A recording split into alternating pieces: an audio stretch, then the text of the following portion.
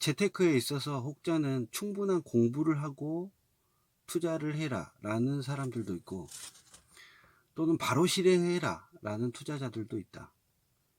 부동산을 예를 들면 1주택을 매입하는 거, 공부를 굳이 안 하더라도 본인 살 집은 공부가 사실 필요가 없다. 그냥 본인 직장에 가깝거나 학교가 가깝거나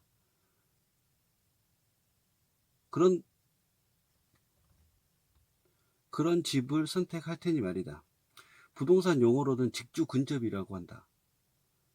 실투금, 실제 투자 금액이 많거나 그리고 가장 비싼 걸로 선택하면 그렇게 후회할 일은 없다. 물론 자신의 능력 범위 안에서.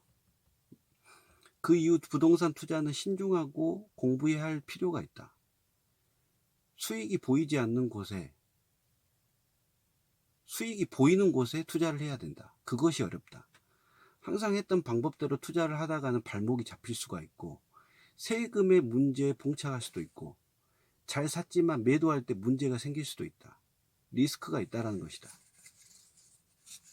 주식 투자를 생각해보자. 주식은 금액이 소액이라 모든 것이 일사천리고 매수 매도가 비교적 자유롭기 때문에 실수도 많고 손해도 잦고 수익도 많을 때도 있고, 하지만 돌발 상황들은 부동산보다 훨씬 더 많다.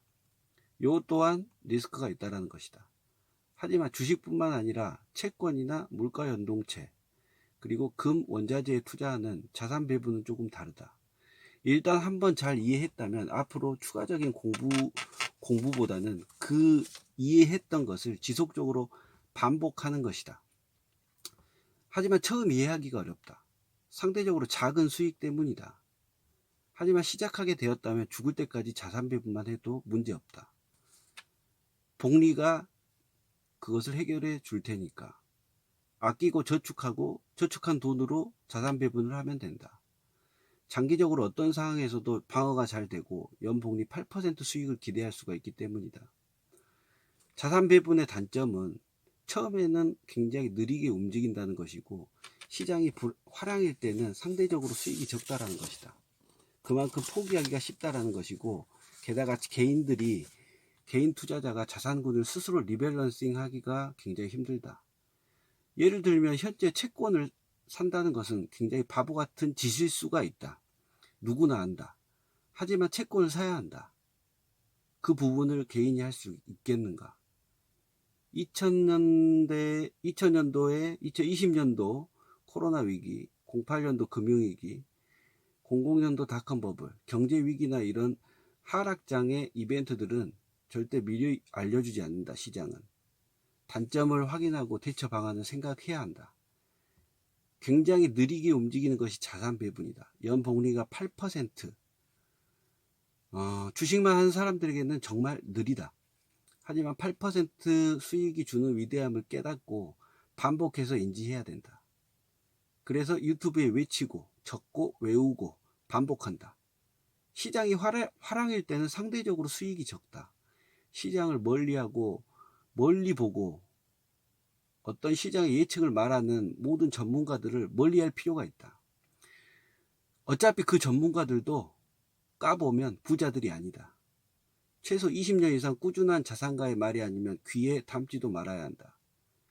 큰 수익을 보장하고 가능하다라는 그런 투자자, 그런 전문가의 말을 멀리해야 된다는 것이다. 저축한 것을 자산 배분하고 꾸준히 적립하고 행복에 중점을 두는 것도 굉장히 좋은 방법이다. 본인이 부동산 투자자라면 또는 주식 투자자라면 무엇을 위해 투자하고 있는가를 다시 생각해 봐야 한다. 리스크 대비는 충분한가? 그 리스크에는 어떤 것들이 있는가? 과거를 돌이켜보면 알 수 있다.